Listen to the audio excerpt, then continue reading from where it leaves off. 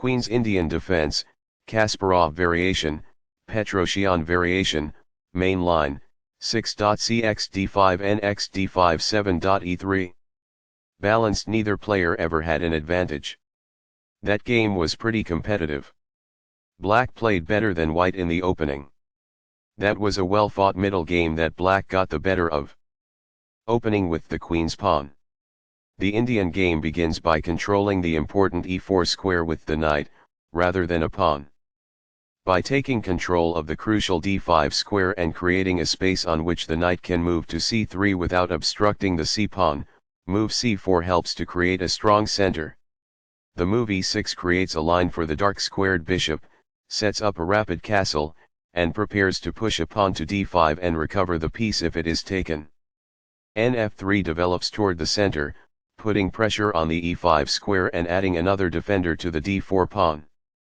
The light squared bishop is getting ready to be fianchettoed by the queen's Indian defense on b7, where it will affect the long diagonal. The d5 and e4 squares are under the control of nc3, which advances the knight into the center. Fianchetto move bb7 places the bishop on the long diagonal.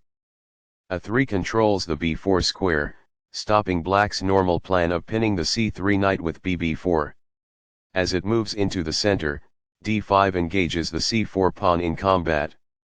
Cx d5 captures the pawn on d5 and attacks the e6 pawn. Nx d5 captures the pawn on d5 and centralizes the knight. e3 allows the light squared bishop to develop and reinforces the pawn on d4. By doing this, a knight moves out of its beginning square and into the action. This develops a bishop off its starting square, getting it into the action. It is the last book move. While not a mistake, that is also not the wisest course of action. That's good. This strikes a rival knight. That's good. Not the finest, this. It is incorrect. There was only one good move there. This ignores an opportunity to develop a bishop off its starting square. It is a mistake. This is an equal trade. This is the only good move.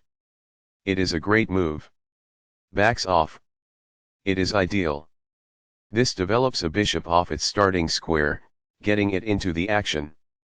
This is the only move that works. It is a great move. Castling gets the king to a safer square, out of the center of the board, while also developing a rook. Castling kingside tends to be safer because the king is further from the center.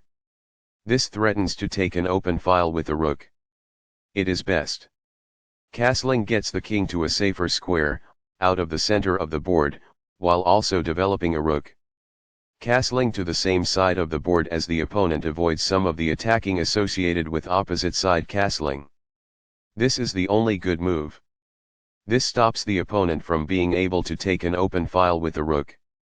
It is a great move. This protects a weak piece by trapping one of its assailants. It is ideal. Now that the rooks can see one another, they can defend one another. It is ideal. There were worse maneuvers, but there were also much better ones. It is incorrect. What I would have advised is that. It is ideal. This connects the rooks, which helps them coordinate together in the future. It is good. Balanced, neither player ever had an advantage. That game was pretty competitive. Black played better than white in the opening. That was a well-fought middle game that black got the better of.